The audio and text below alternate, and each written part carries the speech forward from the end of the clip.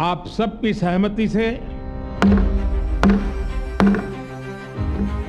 आगे की कार्रवाई शुरू करने से पहले मैं अफ्रीकन यूनियन के अध्यक्ष को G20 के स्थायी सदस्य के रूप में अपना स्थान ग्रहण करने के लिए आमंत्रित करता हूं।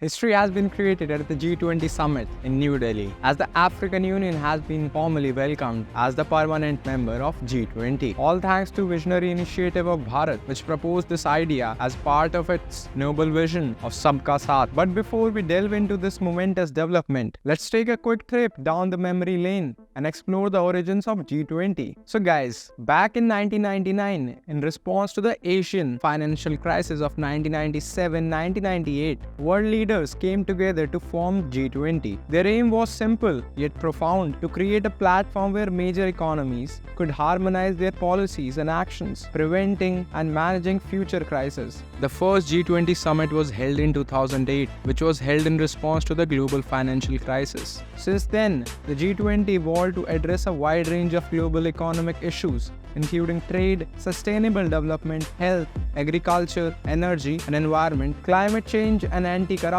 Collaboration with international organizations like the UN, World Bank, IMF, World Trade Organization and civil society groups has enhanced its effectiveness and legitimacy. Under Bharat's leadership, G20 carries the theme Vasudhaiva Kutumbakam, or One Earth, One Family, One Future, symbolizing a strong commitment to multilateralism and global cooperation. Now that we have explored the essence of G20, have you ever pondered how the African Union's inclusion in this influential group can impact not only Africa but the entire world? Let's look deep into it together. The African Union represents a conglomerate of 55 nations on the African continent, boasting a collective GDP of $3 trillion and a population of 1.4 billion people. Impressively, Africa holds a staggering 60% of the world's renewable energy assets and possesses over 30% of the critical minerals essential for renewable and low-carbon technologies. Notably, the Democratic Republic of Congo alone possesses nearly half of the world's cobalt supply. With the African Union becoming the part of G20, the continent of Africa will now have a stronger voice on global stage,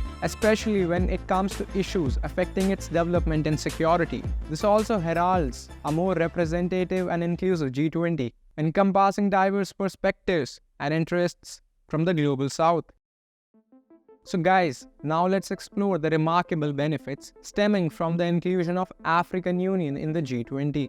First, the African Union has placed the African Continental Free Trade Area atop its priority list, aiming to establish a unified market for goods and services, thereby promoting intra-African trade and investment. This monumental initiative spans a population of 1.3 billion and boasts a combined GDP of $3.4 trillion, making the world's largest free trade area by population. However, the African Continental Free Trade Area is expected to boost intra-African trade by 52.3% by 2025, increase Africa's income by up to $450 billion by 2035, according to IMF, and lift 30 million Africans out of extreme poverty.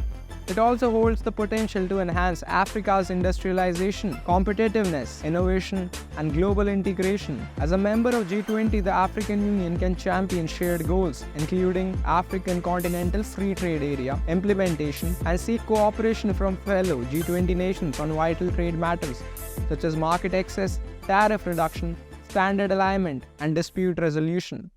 Second, Africa faces daunting challenges due to the climate crisis, including increased droughts, floods, heat waves, storms, and desertification. These threats endanger food security, water availability, health, biodiversity, and peace on the continent. The African Union is leading the efforts to rally to the international community for some ambitious and equitable actions against climate change. It has adopted a united stance, calling for limiting global warming to 1.5 degrees Celsius, securing reliable climate finance for adaptation and mitigation, supporting technology transfer and ensuring transparency and accountability in implementing the Paris Agreement. By participating in the G20, the African Union can positively shape global actions against climate change and advocate for stronger commitments from G20 countries, major greenhouse gas emitters. Not only that, guys, this membership also grants access to additional financial resources and technical assistance to support climate adaptation and mitigation.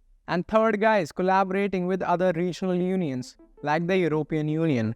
European Union holds a significant value for the African Union's G20 membership. Both unions uphold common values such as human dignity, democracy, rule of law, human rights, solidarity, multilateralism, and regional integration. The partnership is guided by a joint African-European Union strategy adopted in 2007. The partnership also involves multiple actors such as civil society organizations, youth bodies, economic and social actors, and the private sector. As a G20 member, the African Union can strengthen its ties with other regional blocs, fostering more frequent dialogue and consultation on global issues. Furthermore, it enables the African Union to leverage its G20 status to advance its interests and positions in other international negotiations and discussions. It also highlights India's vision and leadership in promoting a more equitable and harmonious global community. So guys, what are your thoughts on the inclusion of African Union into the G20? Do you think it will bring about a positive change for Africa and the world? Do let me know in the comments below.